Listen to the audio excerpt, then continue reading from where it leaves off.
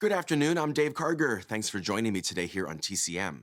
Our Saturday lineup continues now with a classic horror movie starring 11-year-old Patty McCormack. From Warner Brothers in 1956, it's The Bad Seed. McCormack plays Rhoda Penmark, an adorable little girl who also happens to be a murderous sociopath. Nancy Kelly co-stars as Rhoda's mother, who begins to discover the truth about her not-so-innocent daughter, and it falls to her to stop Rhoda before she can do any more harm. The Bad Seed was adapted from a play by Maxwell Anderson that had been a hit on Broadway, but it was an unusual kind of film for Hollywood to make in the 1950s. At the time, Hollywood movies typically painted wholesome pictures of American families, but The Bad Seed offered something completely different, a look at the evil that might be lurking behind that wholesome facade. The film was directed and produced by Mervyn LeRoy, and LeRoy made the wise choice to leave the evil deeds to the audience's imagination. We never see the crimes that Rhoda commits. Instead, we see her skillful attempts to cover them up. LeRoy also fought to keep many of the actors who had originated their roles in the stage version, including Patty McCormack, Eileen Heckart, Henry Jones, and Nancy Kelly, whose performance as Rhoda's mother had won her the Tony Award for Best Actress.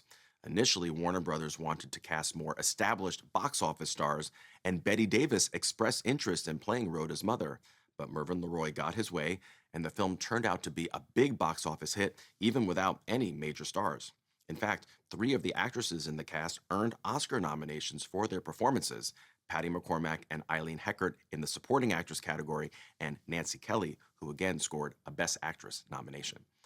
From 1956, also nominated for Best Black and White Cinematography, here is The Bad Seed.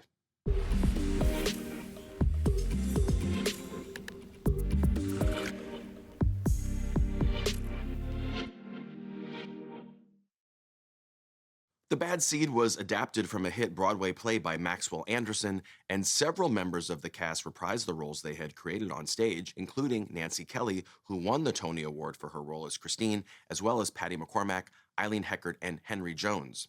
In the original stage version, the story ended with Christine dying and Rhoda surviving, getting away with all the crimes she committed. But in Hollywood in the 1950s, that ending wouldn't fly under the production code. It was changed so the deaths were reversed, with the mother surviving and Rhoda paying for her sins. Still, even the new ending wasn't enough to satisfy the censors, so Warner Brothers tacked on that curtain call you just saw, making it absolutely clear that what the audience had just witnessed was a movie, not reality.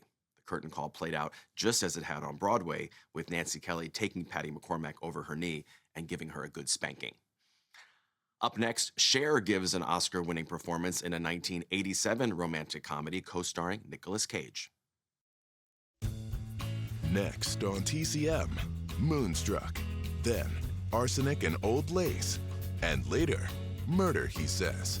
TCM takes his word for it tonight.